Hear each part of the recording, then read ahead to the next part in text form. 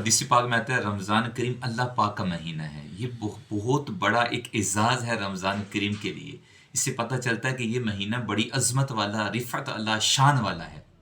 سبحان اللہ. دیکھیے نا، ویسے تو ساری ہر چیز کا مالک، یہ مہینے، یہ دن، یہ سال سب اللہ پاک نے بنائے ہیں. ہر چیز کا مالک، رازق، خالق اللہ پاک ہی ہے.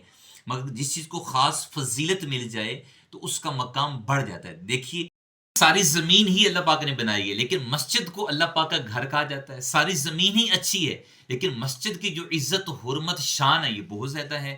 اسی طرح دیکھیں، زمین پر گناہ کریں تو وہ گناہ ہی ہے، لیکن وہی گناہ اگر مسجد میں آ کر کریں گے تو زیادہ گناہ ہوگا. اسی طرح دیکھیں، گھر میں نماز پڑھیں تب بھی نماز تو ہو جاتی ہے، وہی نماز مسجد میں باجماعت ادا کریں تو ثواب بڑھ جاتا ہے. اور یہ بھی یاد رکھیں، مسجد میں باجماعت نماز پڑھنا یہ تو واجب ہے، ضروری ہے. اسی طرح یہ دیکھیں کہ رمضان کریم اللہ پاک کا مہینہ ہے. دیگر مہینے بھی فضیلت والے ہیں، شان والے ہیں.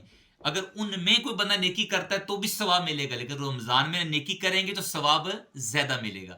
اسی طرح اور مہینوں میں کوئی گناہ کرتا ہے تو اس کا گناہ بھی اسے ملے گا، لیکن رمضان کریم میں کوئی گناہ کرے گا تو زیادہ گناہ ہے. تو اس لیے ایک حدیث پاک میں آتا ہے، اللہ کے پیارے نبی علیہ الصلوۃ والسلام فرمایا، جو رمضان میں گناہ کے کام کرتا ہے، برے اعمال کرتا ہے، تو اس کے سال بھر کے نیک اعمال برباد کر دیے جاتے ہیں. تو اللہ پاک ہم سب کو گناہوں سے بچنے کی توفیق نصیب فرمائے. رمضان کریم کا خوب ادب احترام کرتے ہوئے نیک اعمال کرنے کی توفیق نصیب فرمائے. وما علینا الا البلاغ.